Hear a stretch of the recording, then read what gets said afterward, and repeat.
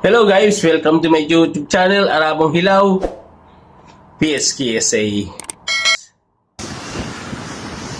Attorney Kaufman, good morning. Good morning. How are you today? I'm perfectly well, and so is the former president, who's in good spirits. How's our former president, Attorney? As I told you, he's in good spirits. I've just come out from a legal visit with him here at the prison. Attorney, my first question is that what's the effect of the report by Senator Marcos not being publicly available on the Senate website, given that it was referenced in your motion to challenge with respect to jurisdiction of the ICC? What is your comment on this? Well, I believe that the report has now been restored to the official website.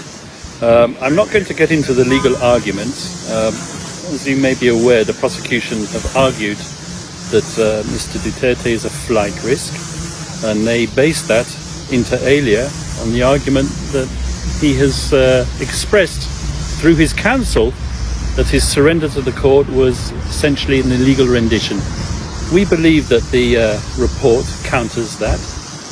We believe that raising an argument as to the legality of the surrender is a legitimate legal argument. But once again, I'm not going to get into the nitty-gritty of it. This is litigation, and litigation should be conducted in court. Yes. Thank you, Attorney. In light of the Department of Justice Secretary Remulla's recent admission that key evidence in the drug war cases was allegedly destroyed, and the subsequent decision to cede jurisdiction to the ICC, what is your comment on this? Well, that's Secretary of Justice Remulla's claims. Once again, I'm not going to get into the truth or falsity of that. What I do know is that my client, Mr. Duterte, had nothing to do with destroying any evidence. Destroying evidence is a criminal offence. It was not done, and it was not done at his request on behalf of him. Let me make that very clear. Sir, Attorney, given the claim no available evidence exists and it is allegedly destroyed, to prosecute former President Duterte domestically, what evidence will the ICC rely on to pursue the case? That's Secretary of Justice Remulla's claim that evidence was destroyed. I don't believe it. He might believe it, but I'm telling you it's not true, and it was not done. Now, regarding the evidence that's going to be brought by the ICC prosecution, I'm not at liberty to disclose that. It's all confidential, and it would be wrong for me to disclose that to the media. Attorney, do you think that is a legitimate concern or politically motivated? I don't understand the question. What do you believe that's politically motivated? That destroying evidence may obstruct justice or perhaps sort of cover up. Do you think that is a legitimate concern or politically motivated? Former president did not destroy any evidence. No one on his behalf destroyed evidence. I'm not going to get into the argument as who destroyed evidence, but destroying evidence is a criminal offence. My client did not commit criminal offences. He's here facing charges that he did commit criminal offences, that he was responsible for an illegal drugs war. That is not the case. Thank you, Attorney.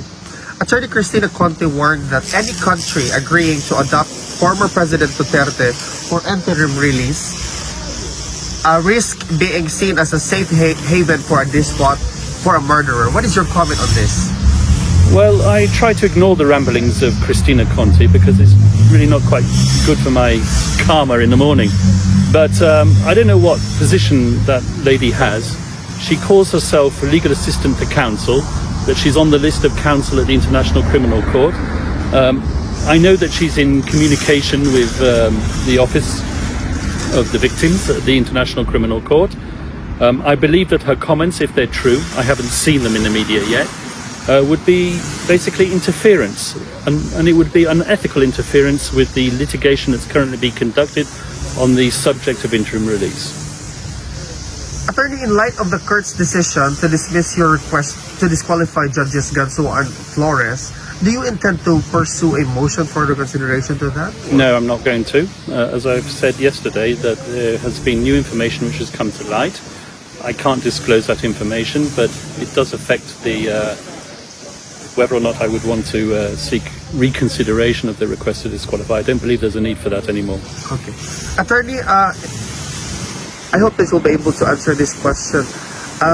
Can you walk us through some sort of a daily activities inside the detention facility of our former president now that he's been here for 113 days? Well, his days are occupied by legal visits and family visits. That's all I can say on the matter. Attorney, a resolution has been filed urging the House of Representatives to oppose efforts to grant interim release and repatriation of former President Rodrigo Roa Duterte. Will this have any impact on your request for interim release? I don't want to comment on politics. I'm a lawyer. I deal with legal matters. Attorney, the DOJ has offered protection and assistance to witnesses in the case against former President Duterte. This seems to be in contradiction to President Marcos' earlier statement that Philippines would not assist in any way. Malacanang now says that it isn't direct cooperation with the ICC. Do you agree? Once again, that seems to be touching on politics. If witnesses come to court and they've been paid to come to court, then we will establish that when we cross-examine them. Does our former president have any message to the Filipino people? Respect the judicial process. That is his consistent message.